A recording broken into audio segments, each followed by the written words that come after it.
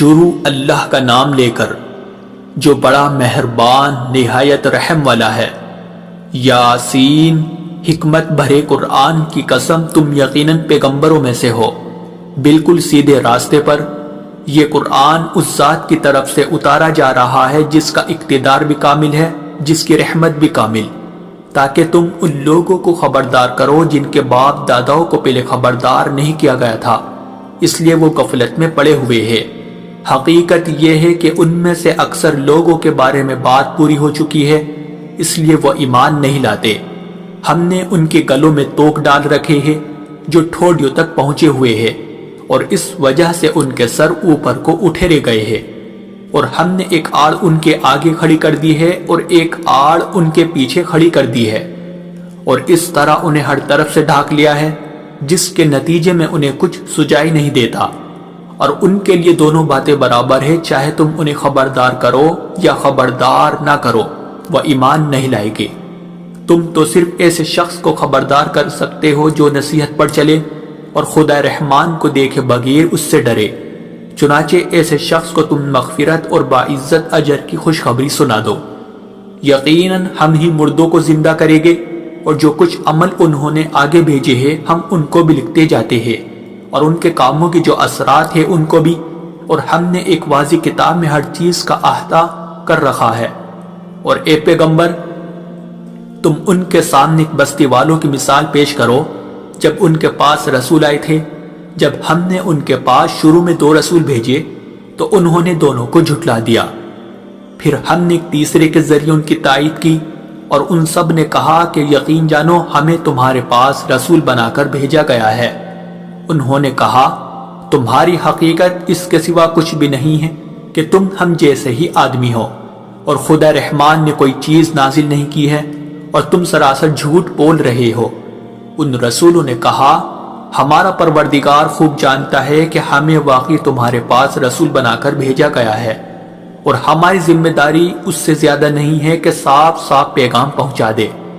بستی والوں نے کہا ہم نے تو تمہارے اندر نحوست محسوس کی ہے، یقین جانو اگر تم باز نہ آئے تو ہم تم پر پتھر برسائے گی اور ہمارے ہاتھوں تمہیں بڑی دردناک سزا ملے گی۔ رسولوں نے کہا تمہاری نحوست خود تمہارے ساتھ لگی ہوئی ہے، کیا یہ باتیں اس لیے کر رہے ہو کہ تمہیں نصیحت کی بات پہنچائی گئی ہے؟ اصل بات یہ ہے کہ تم خود حد سے گزرے ہوئے لوگ ہو۔ اور شہر کے پلے علاقے سے ایک شخص دوڑتا ہوا آیا، اس نے کہا اے میری قوم کے لوگوں، ان رسولوں کا کہنا مان لو، ان لوگوں کا کہنا مان لو جو تم سے کوئی اجرت نہیں مانگ رہے اور وہ صحیح راستے پر ہے، اور بھلا میں اس ذات کی عبادت کیوں نہ کروں جس نے مجھے پیدا کیا ہے، اور اسی کی طرف تم سب کو واپس بھیجا جائے گا۔ بھلا کیا اسے چھوڑ کر میں ایسوں کو معبود مانوں کہ اگر خدا رحمان مجھے کوئی نقصان پہنچانے کا ارادہ کر لے تو ان کی سفارش میرے کسی کام نہ آئے، اور نہ وہ مجھے چھڑا سکے۔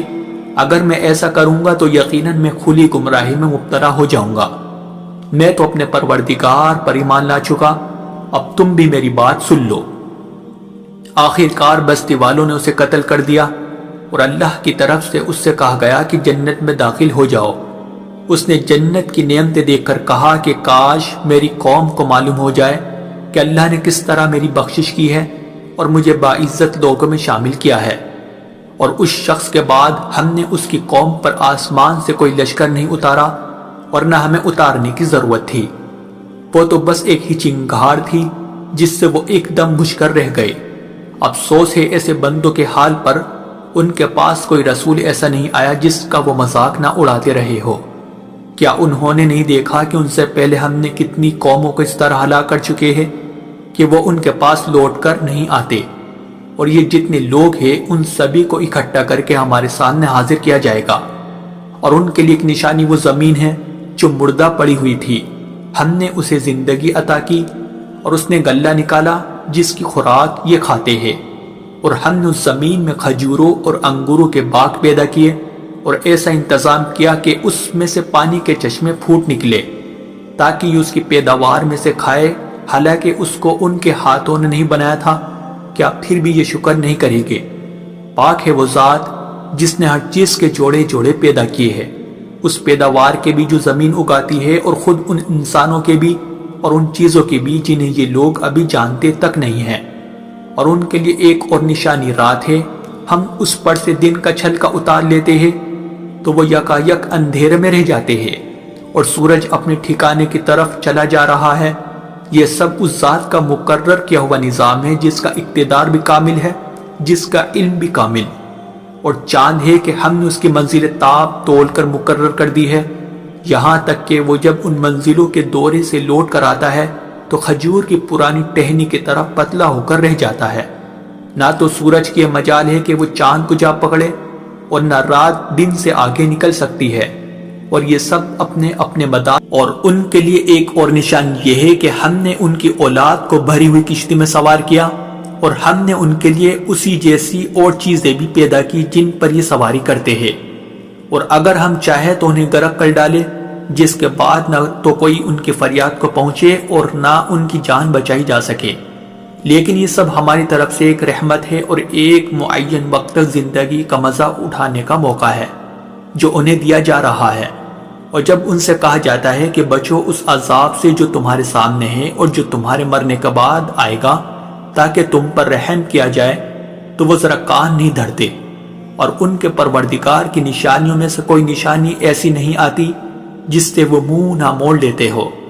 اور جب ان سے کہا جاتا ہے کہ اللہ نے تمہیں جو رزق دیا ہے اس میں سے غریبوں پر بھی خرچ کرو، تو یہ کافر لوگ مسلمانوں سے کہتے ہیں کہ کیا ہم ان لوگوں کو کھانا کھلائے جنہیں اگر اللہ چاہتا تو خود کھلا دیتا؟ مسلمانوں، تمہاری حقیقت اس کے سوا کچھ بھی نہیں کہ تم کھلی گمراہی میں پڑے ہوئے ہو، اور کہتے ہیں کہ یہ قیامت کا وعدہ کب پورا ہوگا؟ مسلمانوں بتاؤ اگر تم سچے ہو۔ دراصل یہ لوگ بس ایک چنگاڑ کا انتظار کر رہے ہیں جو ان کی اجت بازی کے عین درمیان انہیں آ پکڑے گی،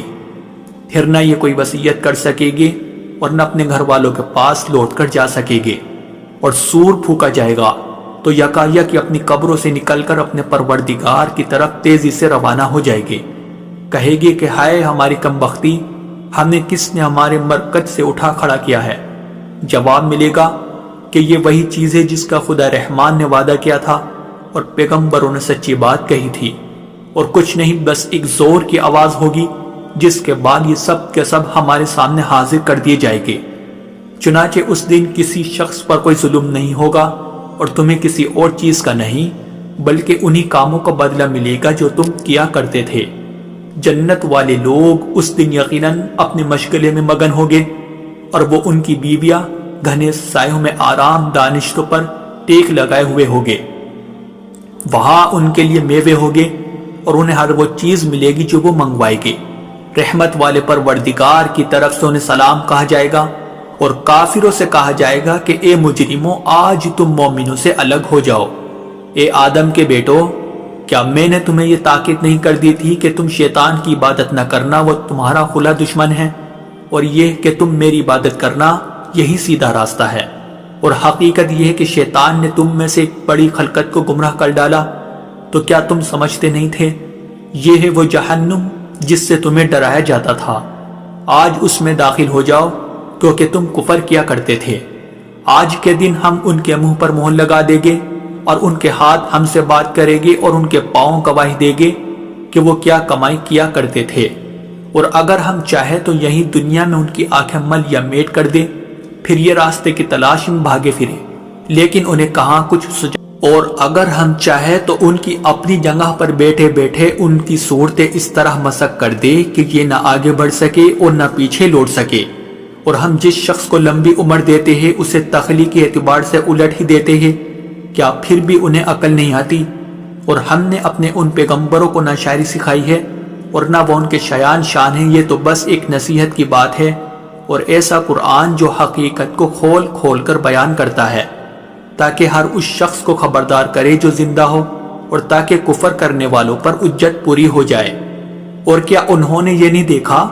کہ ہم نے اپنے ہاتھوں کی بنائی ہوئی چیزوں میں سے ان کے لیے موشی پیدا کیے، اور یہ ان کے مالک بنے ہوئے ہیں، اور ہم نے ان موشیوں کو ان کے قابو میں دے دیا ہے، چنانچہ ان میں سے کچھ وہ ہے جو ان کی سواری بنے ہوئے ہیں، اور کچھ وہ ہے جنہیں یہ کھاتے ہیں۔ نیز ان کو ان موشیوں سے اور بھی فائدہ حاصل ہوتے ہیں اور پینے کی چیزیں ملتی ہے، کیا پھر بھی یہ شکر نہیں بجا لائے گے؟ اور انہوں نے اللہ کو چھوڑ کر اس امید پر دوسرے خدا بنا رکھے ہیں کہ انہیں ان سے مدد ملے، حالانکہ ان میں یہ طاقت ہی نہیں ہے کہ ان کی مدد کر سکے، بلکہ وہ ان کے لیے ایک ایسا مخالف لشکر بنے گے جسے قیامت میں ان کے سامنے حاضر کر لیا جائے گا۔ غرض اے پیغمبر، ان کی باتیں تمہیں رنجیدہ نہ کریں۔ یقین جانو ہمیں سب معلوم ہے کہ یہ کیا کچھ چھپاتے اور کیا کچھ ظاہر کرتے ہیں۔ اور کیا انسان نے یہ نہیں دیکھا کہ ہم نے اسے نطفے سے پیدا کیا تھا، پھر اچانک وہ کھلم کھلا جھگڑا کرنے والا بن گیا۔ ہمارے بارے میں تو وہ باتیں بناتا ہے اور خود اپنی پیدائش کو بھلا بیٹھا ہے، کہتا ہے کہ ان ہڈیوں کو کون زندگی دے گا جب کہ وہ گل چکی ہوگی۔ کہہ دو کہ ان کو وہی زندگی دے گا جس نے انہیں پہلی بار پیدا کیا تھا، اور وہ پیدا کرنے کا ہر کام جانتا ہے۔ وہی ہے جس نے تمہارے لیے سرسبز درخت سے آگ پیدا کر دی ہے، پھر تم ذرا سی دیر میں اس سے سلگانے کا کام لیتے ہو۔ بھلا جس ذات نے آسمانوں اور زمین کو پیدا کیا ہے، کیا وہ اس بات پر قادر نہیں ہے کہ ان جیسوں کو دوبارہ پیدا کر سکے؟ کیوں نہیں، جبکہ وہ سب کچھ پیدا کرنے کی پوری مہرت رکھتا ہے۔ اس کا معاملہ تو یہ ہے کہ جب وہ کسی چیز کا ارادہ کر لے تو صرف اتنا کہتا ہے کہ ہو جا، بس وہ ہو جاتی ہے۔ غرض پاک ہے وہ ذات جس کے ہاتھ میں ہر چیز کی حکومت ہے، اور اسی کی طرف تم سب کو آخر کار لے جایا جائے۔